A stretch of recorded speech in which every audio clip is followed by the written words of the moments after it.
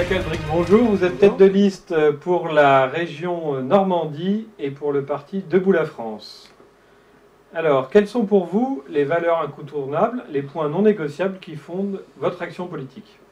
Alors, déjà bonjour, merci de me donner la parole et de m'inviter ce soir.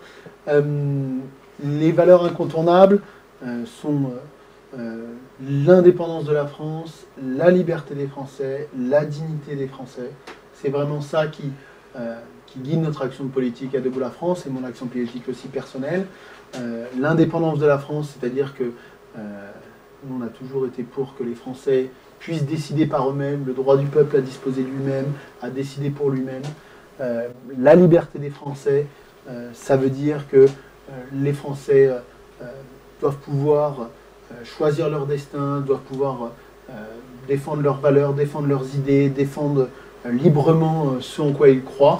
Et puis la dignité humaine, la dignité de la personne, c'est extrêmement important. On est dans un monde qui est de plus en plus déshumanisé, où on broie l'être humain. Remettre les valeurs humaines au premier plan, c'est extrêmement important. Dans le domaine économique, dans le domaine sociétal, dans tous les domaines, il faut vraiment que l'humain prime et qu'on se retrouve vraiment à défendre l'humain avant de défendre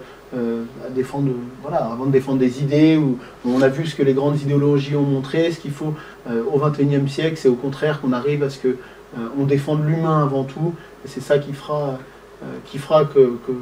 qu'on a des beaux projets politiques et que les Français retrouvent une dignité. Et donc, vous aspirez à être président de la région Normandie. Quels sont vos projets, quelles sont vos priorités en tant que futur président? Notre liste, les mots d'ordre de notre liste, c'est du renouveau et du concret. Ça veut dire quoi? Ça veut dire qu'on veut des élus différents.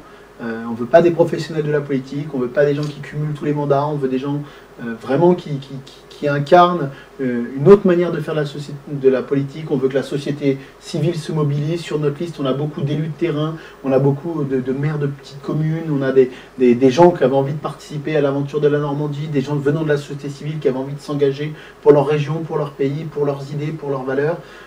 C'est vraiment ça qui nous guide, c'est ce renouveau. Et puis après, du concret. On pense vraiment que la région normande a un message à porter pour améliorer la vie quotidienne des Normands, que ce soit sur les transports, sur la formation professionnelle, sur le développement économique. On veut vraiment une région qui soit au service des Normands et pas une région qui soit au service des grands élus qui dirigent chaque fief.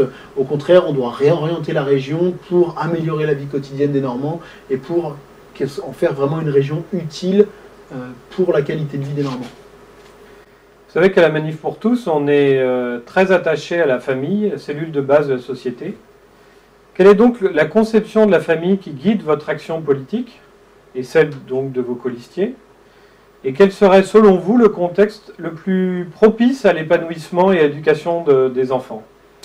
Je viens d'avoir une petite fille, donc je peux vous en parler en connaissance de cause.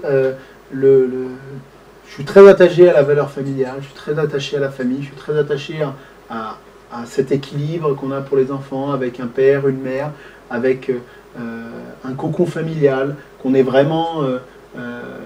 la famille, c'est la base, c'est là où l'enfant se développe, c'est là où l'enfant apprend. C'est à l'école qu'il s'instruit, mais c'est dans la famille qu'il s'éduque. C'est vraiment... la famille qui va donner les bases pour devenir des adultes, pour devenir des citoyens. C'est vraiment ça qui fera. C'est au niveau familial que vraiment l'avenir se construit. Donc là, moi aussi, je suis extrêmement attaché.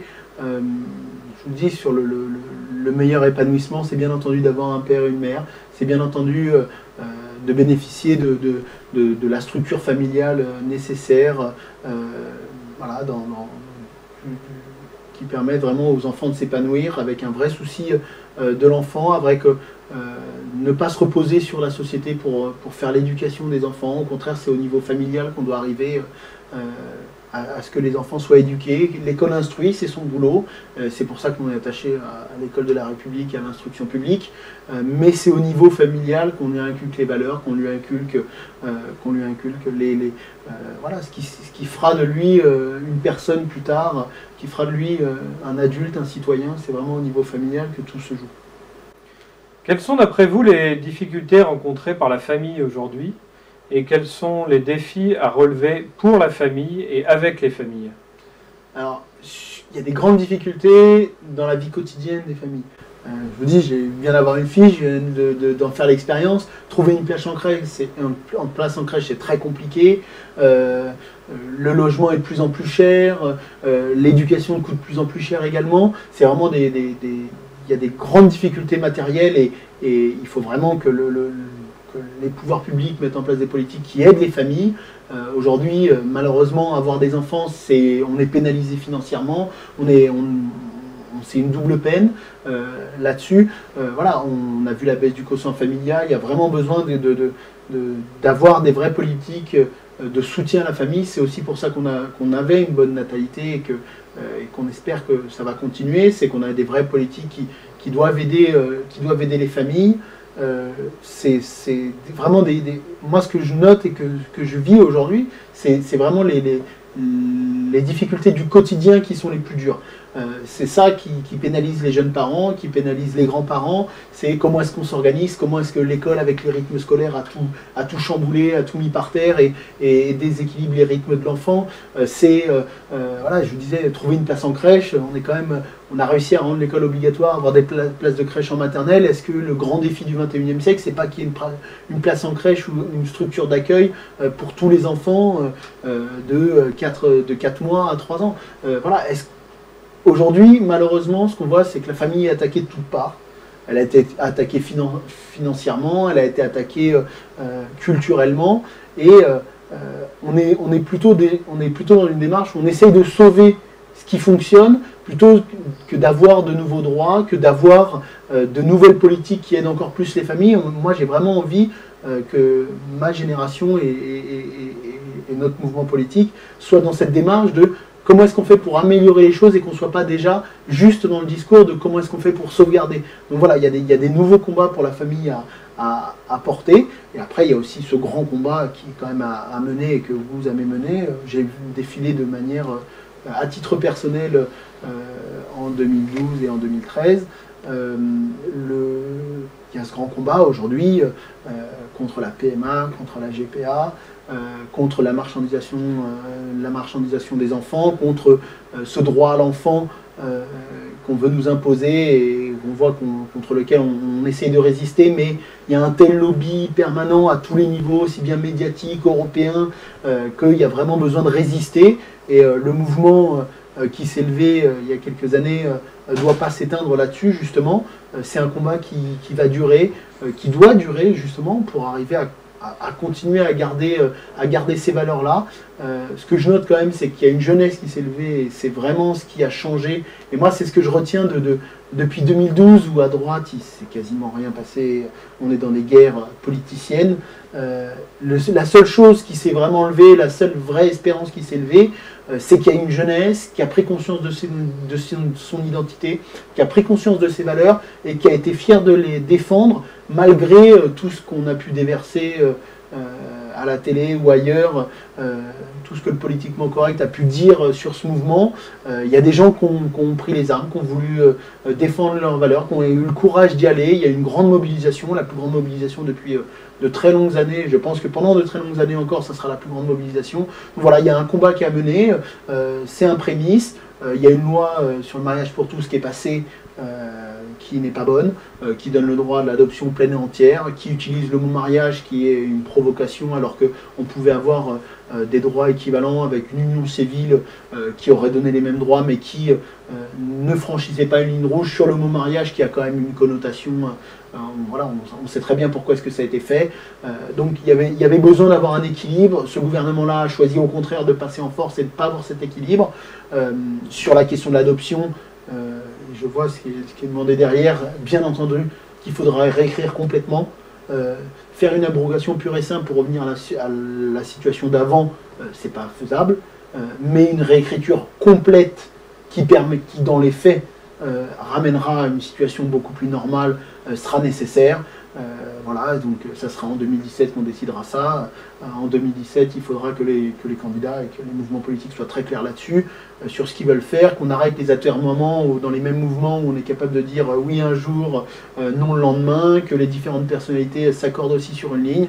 Voilà, mais en tout cas, moi ce que je retiens, c'est vraiment ce combat qui a été porté et qui, à mon avis, va continuer pendant encore 5, 10, 15, 20 ans, parce que de l'autre côté, il y a des lobbies qui sont extrêmement importants, il y a des gens qui sont totalement inconscients et qui sont prêts à déstabiliser les structures familiales, alors que c'est ce que je disais tout à l'heure, c'est que c'est au niveau de la famille que l'avenir se construit.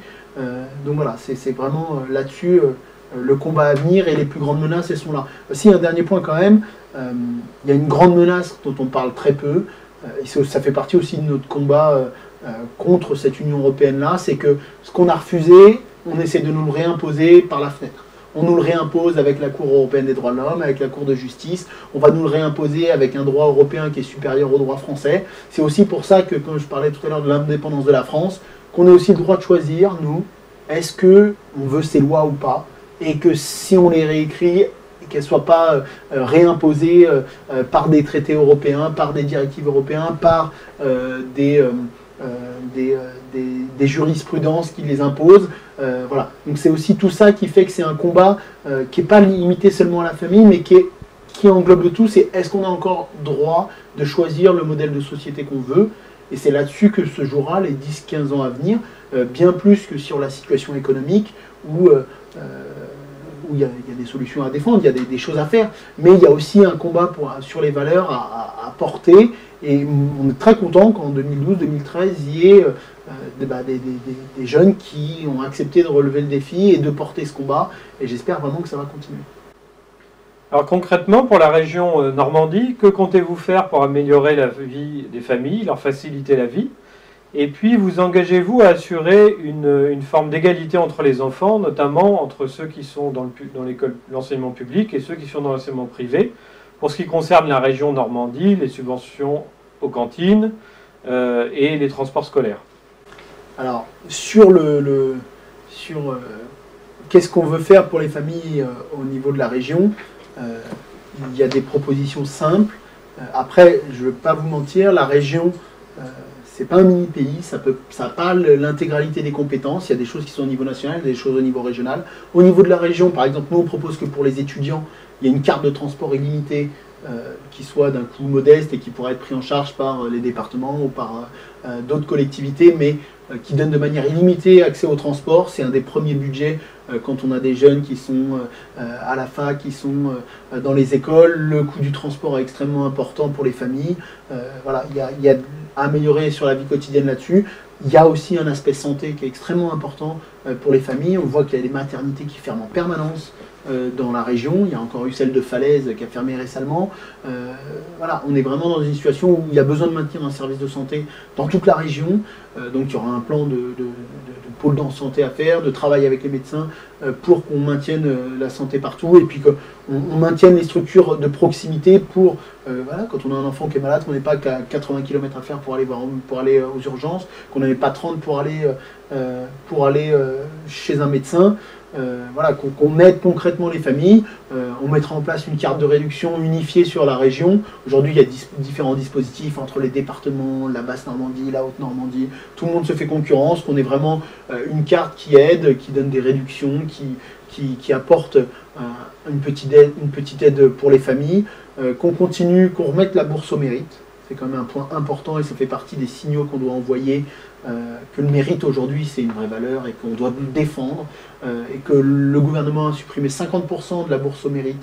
Nous on veut la remettre à son taux plein parce que c'est un message aussi envoyé aux familles de quand vos enfants travaillent bien à l'école, la société reconnaît cette valeur, apporte une gratification sur ce point-là. Donc là c'est très important. J'ai oublié la deuxième partie de la question. Alors, sur l'égalité de traitement, oui, notamment en matière éducative. L'égalité de traitement, on est extrêmement attaché. Il y a des lois qui doivent être respectées. D'ailleurs, il y a un contentieux actuellement dans la région Haute-Normandie sur le financement des internats qu'on propose de régler. Parce qu'il y a un moment, c'est plus possible. Sur la partie des subventions à l'enseignement privé, à l'enseignement est très important également. On est pour une vraie égalité, dans le respect de la loi. Il ne doit pas y avoir de différence parce qu'on est dans le privé, on est dans le public. Voilà, c'est un choix qui est fait par les parents. Cette liberté de choix est reconnue par la loi, on doit la défendre et les pouvoirs publics doivent s'aligner là-dessus. Quand on voit qu'il y a certains qui s'en sont encore réduits à faire un combat idéologique sur la question de l'école, sur la question de est-ce qu'on aide les familles ou pas, on passe vraiment à côté des choses. On a vraiment besoin de respecter la loi, de sortir de cette guerre de l'école. Voilà, maintenant c'est un choix. Qu'on améliore l'école publique et on verra que les élèves retourneront dans l'école publique. Mais c'est pas parce qu'on va détruire le privé qu'on arrivera à améliorer le public. Voilà, qu'on fasse le boulot dans l'école publique, et il y a beaucoup de boulot à faire, mais ça ne veut pas dire qu'il faut qu'il y ait des discriminations envers le privé. Sur le transport scolaire, en plus avec les rythmes scolaires, on pense qu'il y a vraiment besoin d'aller vers la gratuité des transports scolaires. Parce qu'il y a une fracture territoriale qui est extrêmement importante. En zone rurale, les transports scolaires, c'est quasiment les seuls transports qui passent. Donc les familles ne doivent pas être pénalisées parce qu'elles habitent en zone rurale. Voilà, le transport scolaire, ça fait partie de l'ensemble qui va avec l'école. Et pour nous, ça doit être gratuit. Il y aura un nouveau plan de mobilité complet à la région. On mettra ça sur la table, on verra comment on le finance avec les différents acteurs publics, mais voilà, ça sera une aide sur l'aspect des cantines aussi, qui est une vraie égalité, qui est une vraie égalité entre le public et le privé, c'est la moindre des choses. Donc vous m'avez répondu sur la création d'une carte régionale pour les familles, pour leur faciliter la vie. Est-ce que vous envisageriez la création d'une commission pour la famille et pour l'enfant, par exemple, en lui donnant un rôle transversal, dont l'objectif serait de veiller à l'intérêt de la famille et de l'enfant dans le cadre des politiques régionales et dont le budget soit dédié? Moi, je vais vous dire, je ne crois pas au comité Théolu. Je ne veux pas vous mentir, je ne vais pas vous dire n'importe quoi. Je crois beaucoup plus, par contre, en la valeur des élus. Si on élit des gens qui ont le souci de la famille, des gens qui partagent nos valeurs, des gens dont on est sûr qu'ils partagent nos valeurs également, qui sont capables de s'exprimer, de donner leur avis là-dessus, ça fait une partie du vote. C'est pas une question de juste quelle politique publique Debout la France et Nicolas Calvry veut mettre en place. Il y a aussi une question de l'humain, on vote aussi pour des humains. Nous, on a été très clair sur toutes ces questions-là. Je vous ai encore répondu sur toutes ces choses-là. Donc, moi, créer un comité pour faire un comité et qui ne serve à rien, je ne suis pas trop pour. On a 800 comités en France qui ne servent à rien. On pourra en supprimer les 3/4. Par contre, qu'on ait des élus, qu'il y ait des instances consultatives où on rencontrera les associations familiales, on rencontrera tous ceux qui sont engagés pour défendre la famille. Bien entendu, on prendra des avis et on recevra de manière régulière. Mais surtout, qu'on ait des élus qui partagent ces valeurs-là, c'est un combat culturel, c'est pas qu'un combat d'être représenté au conseil régional avec un comité, c'est aussi les élus, qu'est-ce qu'ils doivent défendre, est-ce qu'on est sûr des valeurs qu'ils défendent, qu'est-ce qu'ils ont dit sur ces questions-là. Moi j'invite vraiment tous les Normands à se renseigner là-dessus, à regarder les positions de chacun, que chacun soit très clair là-dessus, qu'on arrête les ambiguïtés et les petits jeux politiciens là-dessus. Il y a des choses qui sont plus importantes que le combat politique. La question des valeurs en est une, que les candidats disent ce qu'ils ont à dire, et puis après les Normands sont capables de choisir. Donc selon quels critères et quelles modalités accorderez-vous les subventions? Vous savez que c'est un sujet souvent assez sensible. Est-ce que dans cette matière, donc les subventions régionales aux associations majoritairement, êtes-vous prêt à publier en ligne la liste des associations financées et ainsi que le descriptif des projets soutenus par la région?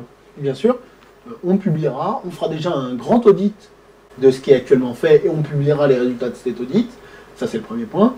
On publiera de manière transparente avec le budget à chaque fois ce qui est les subventions vers quelles associations et quels projets. Après, sur les attributions de subventions, ça doit être l'intérêt général qui prime. il ne doit pas y avoir d'intérêt politicien, il ne doit pas y avoir de questions clientèle. Je vois également ce qui vient derrière, c'est que le soutien aux associations qui défendent la PMA et la GPA, bah, il n'y en aura plus. La marche des fiertés qui a été subventionnée par la Haute-Normandie, bah, c'est scandaleux et ça ne se passera plus. Voilà, si on est élu, ça ne se passera plus. Il y a besoin de remettre au clair là-dessus. On a besoin d'intégrité et d'honnêteté au conseil régional. Aujourd'hui, malheureusement, les conseils régionaux sont accaparés par un pouvoir socialiste qui distribue des prébendes, qui subventionne en permanence les copains et les associations amies. On a vraiment besoin de sortir de ce système-là, qu'il y ait une transparence, que les citoyens puissent demander des comptes sur les subventions, et puis surtout qu'on réduise les subventions qui sont inutiles, celles qui ne servent pas l'intérêt général. Moi, je préfère subventionner le mouvement sportif qui accueille des milliers de licenciés avec des milliers de bénévoles et qui font une vraie structuration de la vie locale, qui encadrent les enfants, qui développent la pratique sportive dans toute la Normandie, plutôt que de me retrouver à subventionner des associations confidentielles qui servent juste un but idéologique. Voilà, donc il y aura un grand ménage à faire. Ne vous inquiétez pas, si le grand ménage est fait, vous le verrez très rapidement, puisque les professionnels de la pétition en font des millions et des millions et hurleront partout que ce qu'on fait est inacceptable. Mais voilà, c'est aussi un grand ménage à faire. C'est une nouvelle région, il y a besoin de faire un grand ménage à la région, de sortir ceux qui font qu'on ces pratiques depuis tant d'années. Donc voilà, c'est là-dessus sur les subventions, on sera très clair, on publiera tout et on sera extrêmement transparent. Et donc pour conclure, quel est votre message à l'attention des familles de Normandie? Ce que j'ai envie de dire aux familles de Normandie, c'est plusieurs choses. La première, c'est vous avez une élection régionale, regardez qui sont les candidats, regardez ce qu'ils proposent, intéressez-vous à ces élections, allez voter. Vous avez la possibilité de faire changer les choses. Il y a les partis habituels, il y a d'autres listes également. Il y a des gens qui veulent s'impliquer, qui veulent changer les choses. Donc il est possible de changer les choses et vraiment de voter pour des gens différents. Ça, c'est le premier point. Le deuxième point, c'est leur dire que la famille est une valeur très importante, qu'on défend avec tous mes colistiers. La plupart étaient dans les manifestations à titre personnel. Qu'on soit engagé. La famille ne doit pas être un point politicien. La famille, ça devrait être une valeur qu'on défende partout sur l'échiquier politique, qu'il n'y ait pas de clivage là-dessus. La démographie, c'est ce qui fait une force première de la France. La défense de la famille est aussi quelque chose qui doit fonder notre action politique. Voilà, donc je leur dis vraiment aux familles normandes, regardez, votez, intéressez-vous. Vous n'êtes pas obligé d'avoir toujours les mêmes. Vous pouvez avoir des élus différents, des élus qui vous ressemblent, qui viennent de la société civile. Voilà. Mais j'ai quand même aussi un point un peu plus politique à dire, c'est que on ne peut pas simplement aller manifester et après retourner comme si rien ne s'était passé, vouloir être un groupe de pression, mais après pour quelques postes, aller être prêt à changer ses idées. On a besoin de clarté là-dessus. Là, je m'adresse vraiment à tous ceux qui partagent ce combat pour la famille, contre la PMA, la GPA. On doit être extrêmement clair. C'est aussi les dirigeants que vous allez élire. On est à un moment de renouvellement des générations dans les élus, à un moment de renouvellement dans les conseils régionaux, dans le personnel politique. On a vraiment besoin de clarté, on a vraiment besoin de gens qui assument, qui disent la vérité, qui l'assument, que ce soit dans un sens ou dans un autre. Je vous dis, intéressez-vous à ce qui se passe en Normandie, aux positions de chacun. Il y a des gens qui défendent leurs valeurs, qu'on ait une vraie cohérence. Voilà, c'est le mouvement qui s'est levé contre la loi Taubira. Pour moi, ce que je vous disais, est vraiment ce qui s'est passé le plus marquant depuis les 3 dernières années à droite. On a vraiment besoin que ça continue à infuser. Et pour ça, il faut choisir les bons responsables politiques. Pour ça aussi, il faut aussi ne pas regarder seulement l'intérêt à court terme. La politique, c'est aussi du long terme. Il y a des mouvements qui émergent, des mouvements différents. qui ont besoin d'être aidés, qui ont besoin d'être soutenus, des mouvements qui peuvent paraître plus petits sur un premier tour d'élection régionale, mais qui sont aussi plus droits dans leurs bottes. Nous, on est très clair sur ce qu'on veut faire, sur ce qu'on dit. Voilà, il y a besoin vraiment voilà, d'être clair sur ce qu'on dit et d'arrêter sur ces sujets-là, d'arrêter les manœuvres, les combines, d'avoir des discours différents en fonction des publics. Voilà, c'est là-dessus que c'est important. C'est important de choisir des gens honnêtes, intègres, qui font de la politique un peu différemment. Donc voilà, je dis aux familles, intéressez-vous à ce qui se fait. Vous pouvez avoir des élus qui vous défendent. Nous, en tout cas, c'est l'intérêt de notre liste, c'est ce qu'on veut défendre. On a toujours été clair sur nos valeurs, sur notre identité, sur ce qu'on défendait pour la région, ce qu'on défend aussi au niveau national. Voilà, on ne changera pas de discours du jour au lendemain, donc voilà. Monsieur Galbrix, merci beaucoup pour ce rendez-vous, et puis bon courage. Merci.